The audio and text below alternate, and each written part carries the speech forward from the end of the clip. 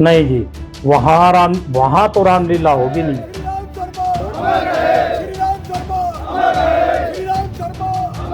नमस्कार, आप देख रहे हैं हरियाणा टॉप और मैं हूं आपका साथी प्रथम शर्मा। हम इस समय मौजूद हैं हरियाणा के महान स्वतंत्रता सेनानी पंडित श्री राम शर्मा के नाम से वर्षों पूर्व बनाए गए पार्क की ज़मीन पर।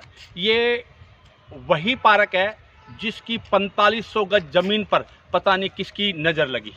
अगर जब फ्लैशबैक में जाया जाए, बाकी की जमीन हमारी है, बाकी जमीन बाकी की जमीन हमारी है, बाकी जमीन बाकी की जमीन हमारी है, बाकी जमीन बाकी की जमीन हमारी है, बाकी जमीन। तो जिस समय इस साल की शुरुआत उस समय सब कुछ ठीक ठाक चल रहा था, लेकिन अचानक एक बार जब शहर के लोगों ने इस पर पीला पंजा चलता हुआ देखा तो अचानक उनके मन में सुगबुगाहट हुई कि इस पर पीला पंजा चल रहा है तो आखिर क्यों चल रहा है। कारण उनके मन में एक बात है कि शायद हो सकता है कि शासन और प्रशासन इस पंडित श्री राम शर्मा पार्क के नवीनीकरण को कर रहा हो, लेकिन जब हमारी ड्यूटी यहाँ इसलिए लगा रखी है, कानून व्यवस्था बनी रहे, किसी प्रकार का कोई विवाद ना हो, अदालत जो आदेश दे उसी हिसाब से कार्रवाई हो, किसी प्रकार का कोई आपस में मनमुटाव ना हो।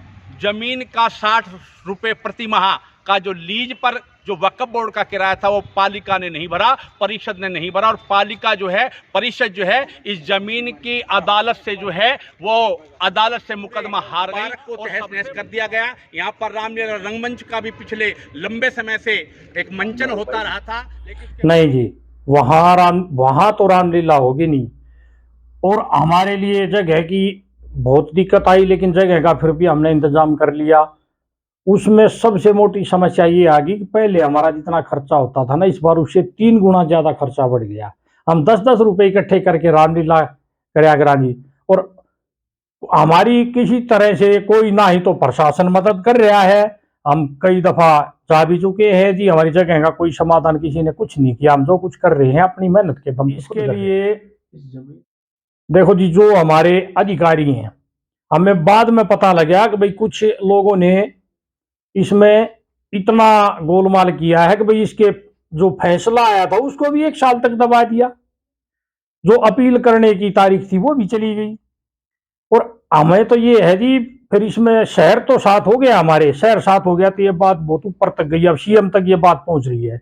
समाधान तो शायद इसका हो जाएगा, लेकिन इस बार इसका कुछ नहीं हो रहा, और ना ही हमारी नजर में इसका कुछ होगा इस बार। हाँ, दुख तो इतना है जी हमारे, मतलब मैं तो प्रधान हूं और हमारे जितने भी साथी, हर किसी को बहुत दुख है इस चीज का। क्योंकि एक तो हम ज्यादातर कोई एक आध आदमी है जो काम करने वाला नहीं, तकरीबन बेरोजगार आदमी। ये मांग करा है जी, जल्द से जल्द इसका समाधान किया जाए, और हमारा मंच जैसा पहले था उससे कुछ न कुछ और अच्छा बनाया जाए। होगी समिति की, हाँ होगी, नहीं रखनी है कोई बात नहीं। अभी वो नगर परिषद के नाम आई नहीं, किसी और के नाम आई नहीं, वो जैसा इनका विचार होगा, समिति का विचार होगा, ये बताएंगे। मैं इनके पीछे खड़ा हूं। इसको जो है 1178 गज के करीब जो है वो ले लिया गया। कहते इतनी जगह थी, इतनी थी, किसी को नहीं पता था। मैं तो कहता हूँ मेरे से पहले के भी 2-4 पार्षद भाई भी हैं जो 2-2, 3-3 योजना से हैं, शायद उनको भी नहीं पता था, और शहरवासियों को भी ज़्यादा लोगों को नहीं पता होगा कि ये कितनी ज़मीन थी। हमने जब प्रयास किया तो उन्होंने एक बात कहा, हमने सारी के लिए कहा, उन्होंने एक बात कही कि भाई हम सारी ज़मीन आपको नहीं दे सकते, जो भी 1200 पौने 1200 पे ज़मीन है। उससे पहले उन्होंने कुछ और कम के लिए कहा, बाद में थोड़ा बहुत बढ़ाया।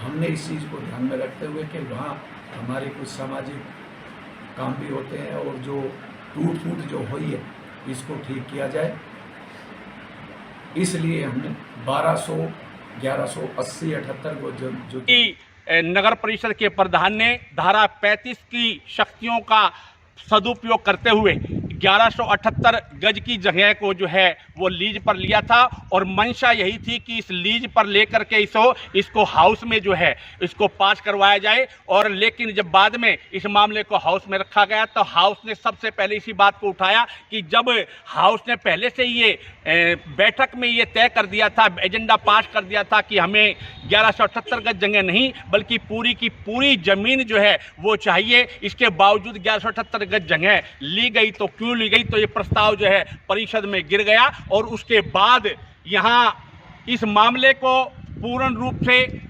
पुरजोर से उठाते हुए हरियाणा सरकार के संज्ञान में लाया गया। और पिछले दिनों सांसद डॉक्टर अरविंद शर्मा ने मंच के पंडित श्री राम शर्मा के नाम से एक मंच बनाया गया है, उस मंच के पदाधिकारियों को लेकर के और इसको पूरा मामला मुख्यमंत्री मनोहर लाल खट्टर के संज्ञान में लाया, जिसके बाद इस जमीन की विजिलेंस शुरू हो गई है।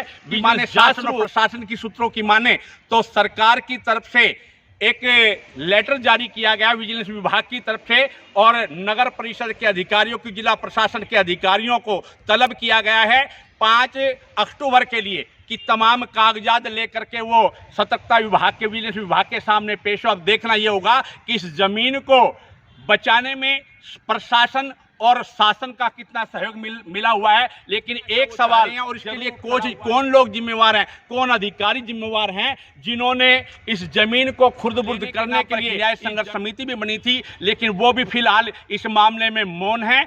हरियाणा टॉप के लिए झज्जर से प्रथम शर्मा।